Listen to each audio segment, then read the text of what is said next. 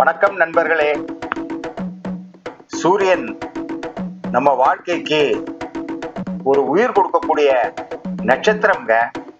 ஆனா அதே சூரியன் ஒரு விஷயத்தால நம்ம வாழ்க்கையே ஒரு நிமிஷம், ஒரு நொடியில கற்பனை பண்ண முடியாத அளவுக்கு மாத்திட முடியுங்க. நீங்க கற்பனை பண்ணி பாருங்க, உங்க போன் வேலையே செய்யல, ஜிபிஎஸ் ஒரே குழப்பமா இருக்கு, ஏர்கிராஃப்ட் நேவிகேஷன் ஃப்ரீஸ் ஆயிடுச்சு, பவர் கிரிட் பிளாக் அவுட் ஆயிடுச்சு, இன்டர்நெட் டோட்டலி டவுன் ஆயிடுச்சு. யாரும் மிசைல் லான்ச் பண்ணலங்க, யாரும் அட்டாக் செய்யல.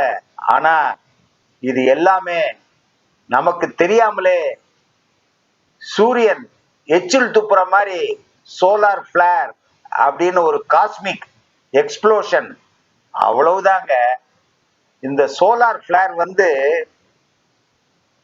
மினிட்டுக்கு பில்லியன்ஸ் ஆஃப் மைல்ஸ் வேகத்துல பூமியை அடையுங்க. அது பூமியை தாக்கிறதுக்குள்ள நேரம் சில நிமிஷம் தாங்க. இன்னைக்கு எபிசோட்ல இந்த சோலார் பிளேர்ஸ் நம்ம பூமியோட பாதுகாப்புக்கு என்ன டேஞ்சர்னு தெரிஞ்சுக்கலாம்ங்களா? டெக்னாலஜிக்கு என்னென்ன நாசம் இந்த சோலார் பிளேருங்கிற சூரிய எரிப்பு உண்டாக்குன்னு தெரியுமா? எர்த்த எப்படி மேக்னெட்டிக் ஃபீல்டு காத்துக்கிட்டே இருக்குது தெரியுமாங்க? பூமிக்கு மேல முதல்ல ஒரு அட்மாஸ்பியர், அதான் காத்து. அதுக்கு மேல ஓசோன் லேயர், அதுக்கு மேல அயனோஸ்பியர். அந்த அயனோஸ்பியர் தான் 24x7 365 நாளும் பூமிய எந்த ஒரு மேக்னெட்டிக் வேவ்ஸையும் உள்ளேயும் வரவிடாது, வெளியிலையும் போக விடாது. அதனாலதான் நம்ம டிவி வேவ்ஸ் மேல போய் ரிஃப்ளெக்ட் ஆகி நமக்கு டிவி எல்லாம் பார்க்கறதுக்கு கிடைக்குது. அயனோஸ்பியர்ல இருந்து பூமியை நோக்கி திரும்பி வர்றதுனாலதான் நம்ம ரேடியோ, டிவி எல்லாத்தையும் நல்லா அனுபவிக்க முடியுது. 1859 நடந்த கேரிங்டன் ஈவென்ட் அப்படின்னு ஒண்ணு இருக்குது, தெரியுமா உங்களுக்கு? அத மாதிரி ஒண்ணு மீண்டும் ரிப்பீட் ஆச்சுன்னா நம்ம உலகம் எப்படி இருக்கும், என்ன ஆகும் தெரியுமாங்க? வாங்க இத பத்தி இன்னைக்கு பார்க்கலாம். சார், நீங்க உடனே தயாராகுங்க. இது நார்மல் சயின்ஸ் ஸ்டோரி இல்ல, இது ஒரு எர்த் லெவல் த்ரில்லுங்க. காஸ்மிக் அணுகுண்டுகள் வெடிப்பு அப்படின்னா என்னன்னு தெரியுமா? உண்மையிலேயே சோலார் பிளாஷ்னா என்னங்க? அது சூரியன் சர்ஃபேஸ்ல ஒரு மேக்னெட்டிக் ஃபீல்டு இருக்குங்க. அதோட லைன்ஸ் ட்விஸ்ட் ஆகும் போது, அப்புறம் பிரேக் ஆறப்போ அது அன்இமேஜினபிள் பவர் ரிலீஸ் ஆகுதுங்க. சூரியன்ல இருந்து எக்கச்சக்கமான அயான்ஸ் வெளிப்படுதுங்க. அதுதான் சோலார் பிளேர். அந்த சூரிய அயான் எரப்ஷன் அட்டாமிக் பாமை விட பில்லியன் டைம்ஸ் பவர்ஃபுல்லுங்க. எர்த்தை விட பெரிய ஆர்க்குங்க, பிளாஸ்மா ஆர்க்கு. லைட்டு, ரேடியேஷன், பார்ட்டிகிள்ஸ் எல்லாம் சேர்ந்து வெடிக்குங்க. செகண்ட்ஸ்ல ஸ்பீடு பில்டப் ஆகும். சோலார் பிளேர்ஸ்ல 3 டைப் இருக்குன்னு சொல்றாங்க. முதல் டைப் சி கிளாஸ், ரொம்ப ஸ்மால் சைஸுங்க, அப்பப்போ வரும், டிவியை நிறுத்திட்டு போயிடும். அடுத்தது எம் கிளாஸுங்க, மீடியம். அடுத்தது எக்ஸ் கிளாஸ், மெகா பிளாஸ்ட். இது ஒரு எக்ஸ் கிளாஸ் பிளேர் எரப்ட் ஆயிடுச்சுன்னா என்ன ஆகும் தெரியுமாங்க? இது வானவியல் பட்டாசு இல்லைங்க, அதை விட ரொம்ப மோசங்க. கரெக்டா சொல்லணும்னா இது ஒரு காஸ்மிக் பாம் அப்படின்னு சொல்றாங்க. நாசா சயின்டிஸ்ட் இத ஸ்டார் டேண்ட்ரம், அதாவது நட்சத்திர கோபங்கள் அப்படின்னு அழைக்கிறாங்க. இது கண்ணுக்கு தெரியாத ஒரு பெரிய அச்சுறுத்தல்ங்க. எப்படி 93 மில்லியன் மைல்ஸ் தாண்டி எர்த்த தாக்குது, அதுதான் ஆச்சரியங்க. சோலார் பிளேர் வந்துச்சுன்னா 2 முக்கியமான விஷயங்கள் நடக்குங்க. ஒண்ணு ரேடியேஷன், எக்ஸ்ரேயும் யூவி ரேயும் எல்லா இடத்துலயும் பரவும். 2வது சார்ஜ்டு பார்ட்டிகிள்ஸ், அதாவது எலக்ட்ரானும் புரோட்டானும் அப்படியே மழை மாதிரி பூமிக்கு மேல தெளிக்குங்க. இதுல ரேடியேஷன் லைட் வந்து பயங்கர ஸ்பீட்ல எர்த்துக்கு 8 நிமிஷத்துல வந்து சேர்ந்துருங்க.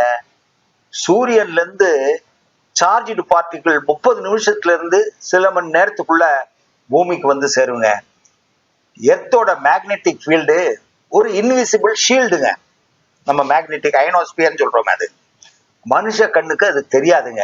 அதுதான் நம்ம பூமிய எல்லா நாளும் எல்லா வருஷமும் காத்துக்கிட்டே இருக்குது. இந்த மேக்னெட்டிக் சார்ஜ்டு பார்ட்டிகிள்ஸ்ல இருந்து நம்மளையும் பாதுகாத்துக்கிட்டு இருக்குது. ஆனா சில எக்ஸ் கிளாஸ் பிளாஸ் என்ன ஆகும் தெரியுங்களா? இந்த ஷீல்டையும் ஓவர்லோட் பண்ணி வெளியில வந்துருங்க பூமிக்குள்ளார.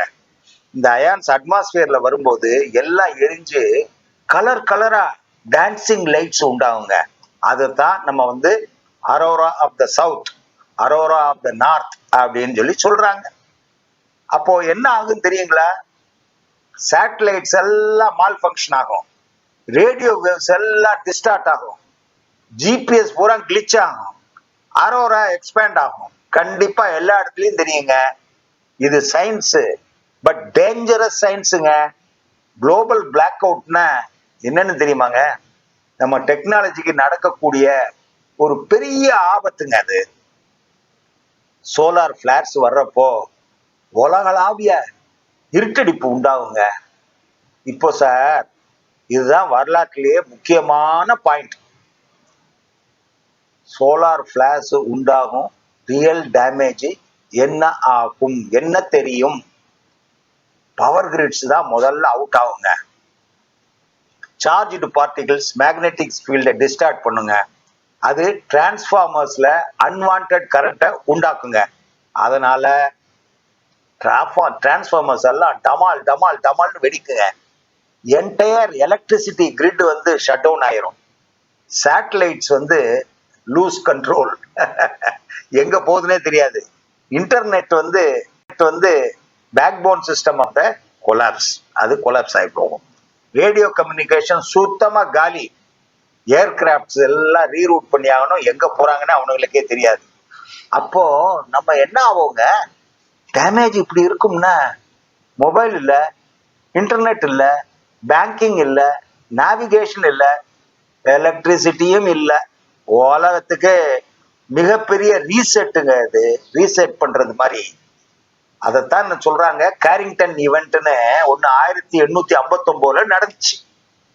இந்த சோலார் பிளேர் நிகழ்வு காலத்துல டெலிகிராஃப் ஒயர்ஸ் லிட்ரலி அந்த சமயத்துல எரிஞ்சு போச்சுங்க. அத்தனையும் டெலிகிராஃப் மெஷின்ஸ் எல்லாம் வெடிச்சிருச்சு.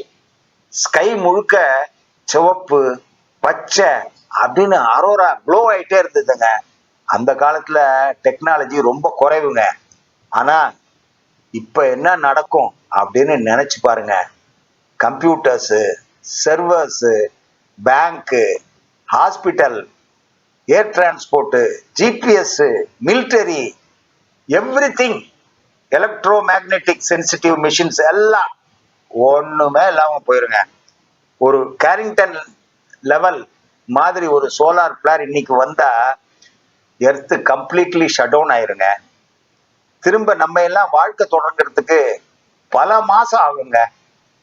எலக்ட்ரோ மேக்னெட்டிக் மிஷின் தவிர இன்னும் அதிகமா எதிர்பாராத இம்பாக்டுகளும் பூமிக்கு இருக்குங்க இந்த சோலார் பிளாஷ்னால.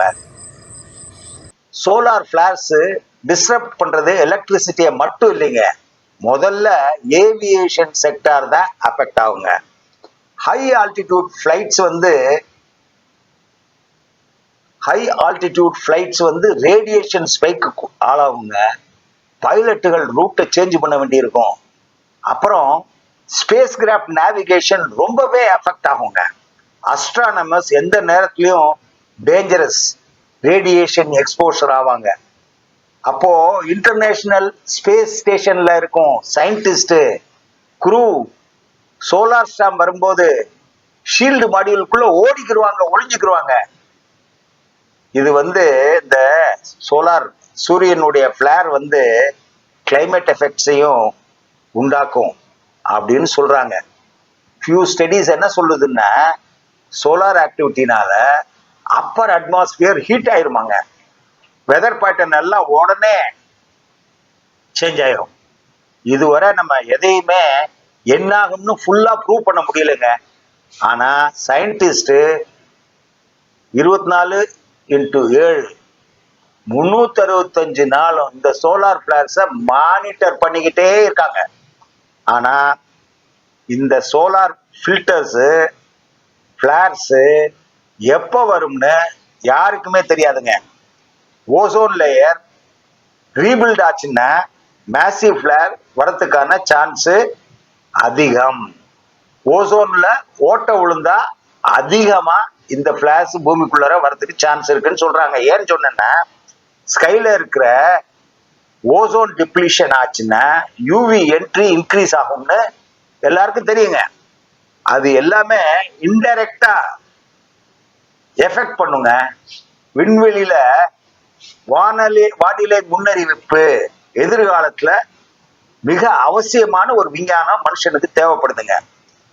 அதாவது விண்வெளி வானிலை முன்னறிவிப்பு. இது வரைக்கும் இப்போ வானிலை முன்னறிவிப்பு தான் இருந்தது. இதுக்கு அப்புறம் வந்து விண்வெளி வானிலை அது ரொம்ப முக்கியம். NASA, ESA, ISRO space weather monitoring satellite வச்சிருக்காங்க. இந்தியா கூட வச்சிருக்குங்க. அதான் இஸ்ரோ.